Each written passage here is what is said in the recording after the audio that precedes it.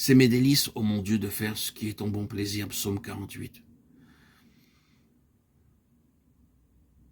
La joie du Seigneur, qui est notre réelle force dans toutes les circonstances, dans nos expériences et nos responsabilités, le secret de la véritable croissance spirituelle.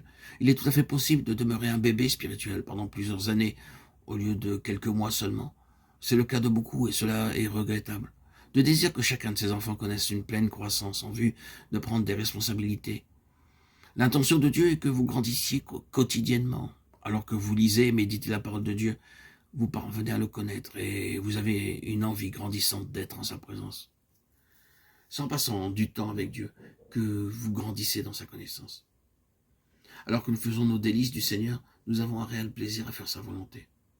Je prends plaisir à faire ta volonté, ô mon Dieu. Psaume 49.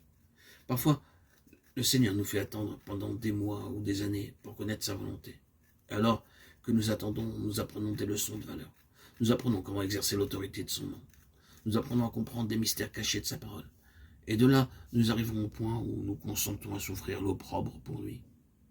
En traversant toutes ces expériences, nous atteignons la maturité spirituelle. Cela signifie alors que nous sommes prêts à assumer la responsabilité spirituelle que Dieu a en réserve pour nous et qu'il attend de partager avec nous. C'est pourquoi les dominations et les autorités dans les lieux célestes connaissent aujourd'hui par l'Église la sagesse infiniment variée de Dieu. Éphésiens 3:10. Le jour le plus merveilleux pour David fut celui où Dieu lui livra en détail tout le plan du temple. 1 Chroniques 28:19. Dieu n'aurait pas pu lui révéler cela au début de sa vie. Dieu dut attendre que David grandisse spirituellement avant qu'il puisse lui donner cette révélation. Beaucoup de gens de nos jours parlent de l'Église ou du corps de Christ très librement, mais très peu en réalité comprennent la signification de ces mots. Très peu comprennent la véritable pensée de Dieu pour l'Église. En dépit de leur discours spirituel, plusieurs montrent, par le conflit et la jalousie dans leur vie, qu'ils ne connaissent absolument pas ce qu'ils professent connaître. Le dessein de Dieu est de révéler sa puissance et sa sagesse aux dominations et autorités dans les lieux célestes, exprimées dans la communion fraternelle de l'Église. Ce n'est qu'en étant formé spirituellement et amené à la maturité spirituelle par diverses expériences que vous comprendrez la pleine pensée de Dieu pour sa maison, l'Église. Je t'ai fait toutes ces offrandes volontaires dans la droiture de mon cœur, et j'ai vu maintenant avec joie ton peuple qui se trouve ici t'offrir volontairement ses dons.